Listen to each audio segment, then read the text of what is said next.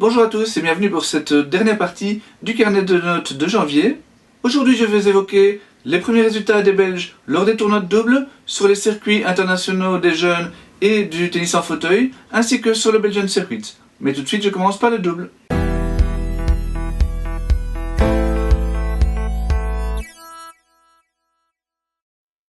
Si David Goffin n'a pas bien commencé la saison en simple, il a par contre créé la surprise en double en s'imposant lors du tournoi ATP de Doha avec son pote Pierre Hugerbert. D'ailleurs, le Français avait posté cette photo sur Twitter qui a été prise il y a 11 ans lors de leur seule précédente finale côte à côte, c'était lors d'un tournoi junior au Brésil. Entre-temps, Herbert est devenu un vrai spécialiste de la discipline, alors que David, lui, n'a pas trop joué de double depuis le début de sa carrière. Alors il avait bien remporté 2 titres en futur au début de la décennie, mais sur le grand circuit, il n'avait jamais dépassé les quarts de finale.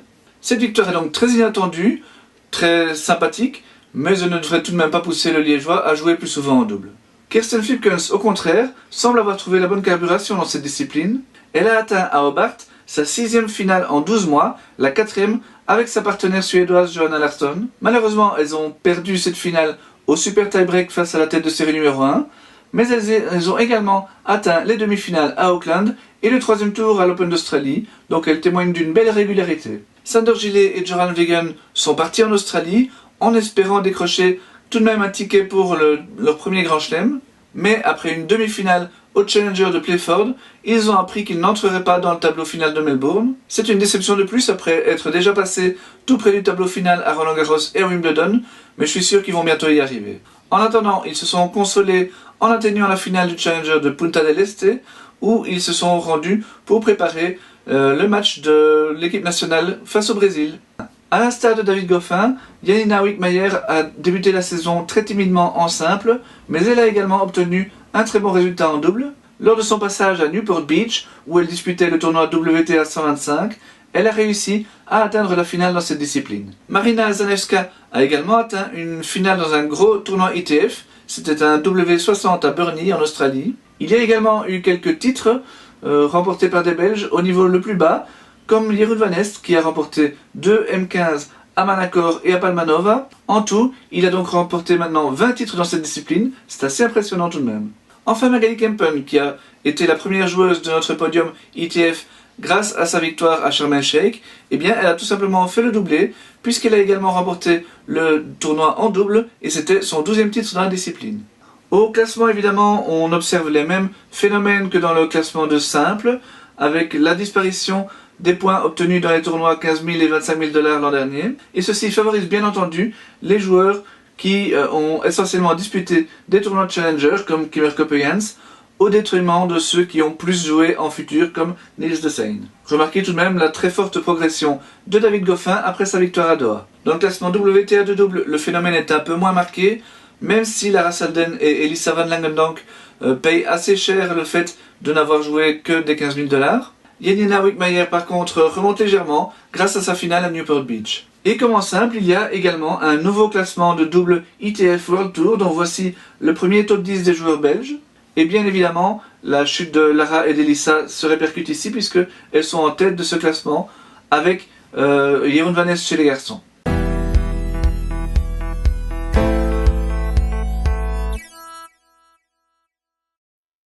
Du fait de la tournée australienne relativement décevante de Gauthier Monclin et de Louis Herman, bien ce sont les joueurs des classes d'âge inférieures qui se sont retrouvés sur le devant de la scène en ce mois de janvier.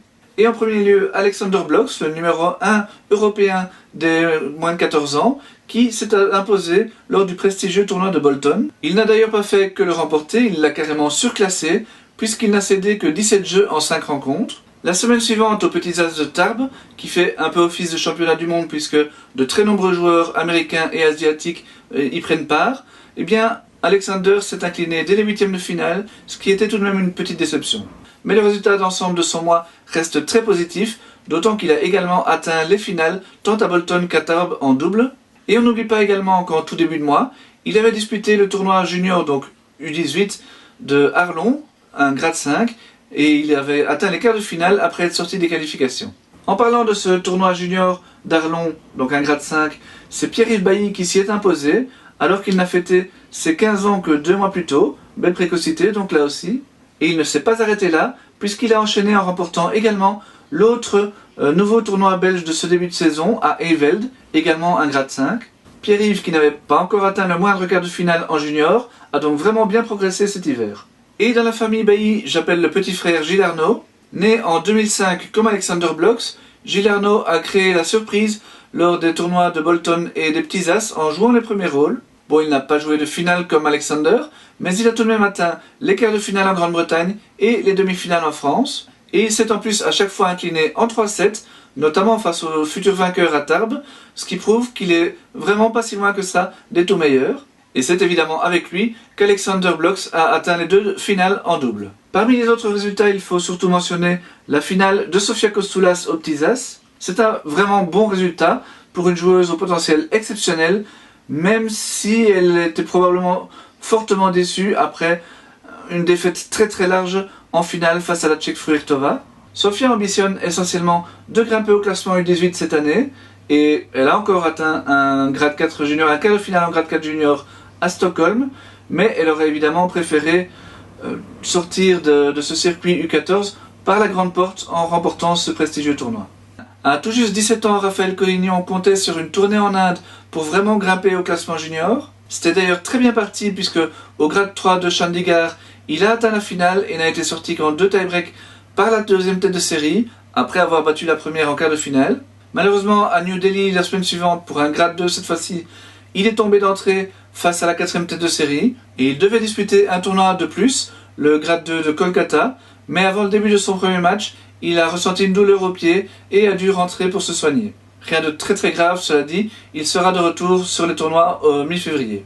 Tilly Di Girolami a débuté assez timidement cette tournée, avec des défaites au deuxième tour tant à Chandigarh qu'à New Delhi. Heureusement, elle a pu poursuivre à Kolkata, et elle ne s'y est arrêtée qu'en demi-finale, après une très belle victoire sur la numéro 1 du tableau. Plusieurs joueurs ont brillé lors des nouveaux tournois juniors belges. On pense principalement à Olivier Roras, qui a été battu en finale à Arlon et en demi-finale à Heeveld, à chaque fois en 3-7 par Pierre-Yves Bailly, donc il était vraiment pas très loin de remporter ces 2 tournois lui aussi. Alexander Hoogmartens n'a lui disputé que le tournoi de Heeveld, et il s'est hissé en finale très facilement, sans perdre un set, notamment face à Michael Debus en demi. Et c'est d'ailleurs avec Michael qu'il a fait équipe pour remporter le tournoi en double. Enfin, Baudeleu a également atteint la finale en simple à Heeveld.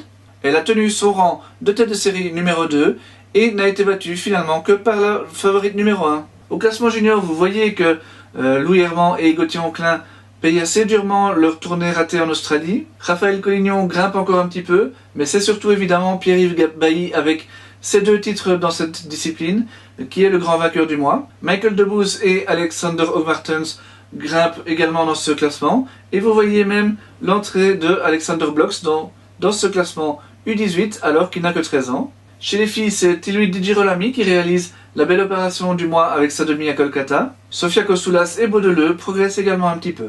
Et vous pouvez voir quelques gros bons tout de même, mais beaucoup plus loin dans le classement, de certaines joueuses qui ont grappillé quelques points dans les tournois, notamment les 2 nouveaux tournois belges. Aucun Belge n'a réussi de résultats notables dans les tournois U16. Les mouvements que vous voyez donc dans ce classement sont dus aux résultats obtenus dans les tournois U18 et U14. Vous voyez d'ailleurs que les 3 joueurs qui progressent le plus chez les garçons, ce sont les 3 joueurs qui composent notre podium ce mois-ci. Chez les filles par contre, il y a vraiment très peu de changements. Enfin en U14, les beaux résultats à Bolton et à Tarbes de Alexander Blocks, Gilles Arnaud Bailly et Sofia Kostoulas ne leur rapportent pas tant qu'on aurait pu l'espérer. Et c'est tout simplement dû au fait que ces 3 joueurs font déjà partie du gratin européen.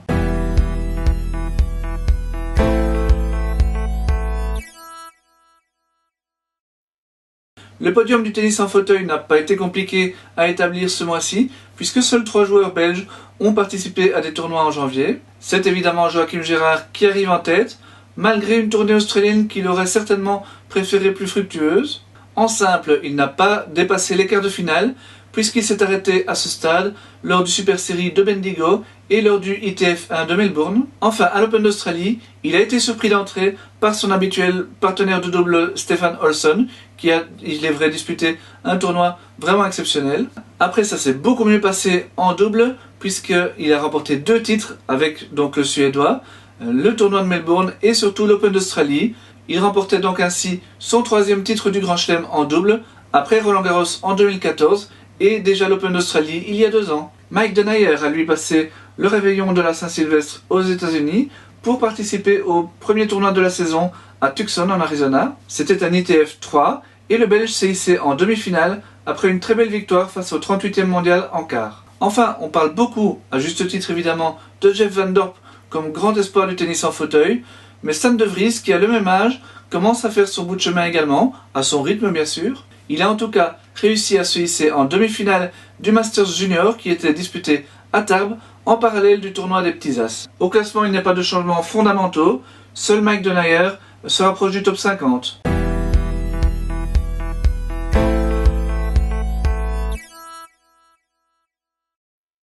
Sur le Belgian Circuit, Lara Salden est la grande gagnante du mois, puisqu'elle s'est imposée lors du seul tournoi 5 étoiles disputé à Alken. Il s'agit d'ailleurs, et de loin, du plus gros tournoi de la saison d'hiver. Alors Lara ne devrait pas jouer les premiers rôles sur le Belgian Circuit cette saison, puisqu'elle a plutôt des ambitions internationales. Elle disputait plus ce tournoi en fait comme une préparation pour le circuit ITF, et bien visiblement elle est prête. Chez les hommes, c'est Yannick Reuter qui s'est imposé, et ça c'est très intéressant pour le classement final. On se souvient en effet que Yannick a décidé l'été passé de mettre un terme à sa carrière internationale et de se concentrer sur les tournois belges. Et on peut donc bien imaginer qu'il va viser la victoire finale pour le Belgian Circuit, et il prouve avec cette première victoire qu'il sera un candidat sérieux face aux habitués du circuit que sont Stefan Wouters, Julien Dubail ou Yannick van den Bulck. Enfin à la 3e place, je mets Clara Vlaselaar qui, lors de la toute dernière semaine de décembre, avait remporté un tournoi de 3 étoiles à Audrimont. Il s'agit de la toute première victoire à ce niveau pour Clara, qui n'a pas perdu un seul set de la semaine. En finale à Alken, on retrouvait également Magali Kempen et Benjamin Do côté masculin. Magali, je vous le rappelle, a ensuite enchaîné avec une victoire en simple et en double dans un ITF en Égypte, comme quoi ce Belgian Circuit est vraiment une bonne préparation pour tous ces joueurs. Enfin, un tout petit mot de Alexander Hoog-Martens, dont j'ai parlé chez les juniors, mais qui a également fait une très bonne prestation en Belgian Circuit, où il a remporté son premier titre, une étoile à Merktem, et a également atteint une finale aux 2 étoiles de Kromveld. Je rappelle qu'Alexander n'a que 16 ans, et il a vraiment fait un super parcours à Kromveld, puisqu'il n'a perdu qu'en 2 sets vraiment très serrés face à la première tête de série, après avoir battu déjà 2 séries A. Au classement, on peut voir que Lara Salden, dès son premier tournoi, prend la tête. Elle devance Clara Vlaselaar qui, elle, a remporté un 3 étoiles, mais n'a ensuite plus disputé de tournoi sur le Belgian Circuit, puisqu'elle a disputé plutôt des tournois ITF. Chez les garçons, Romain Barbosa résiste à l'entrée tonitruante de Yannick Reuter, mais d'un cheveu seulement. Voilà, c'est ainsi que se termine cette 3e vidéo du carnet de notes du mois de janvier. J'espère que les 3 vidéos vous auront plu. Et moi je vous retrouve en tout cas avec Joël très rapidement pour le débrief de la Fed Cup. Salut!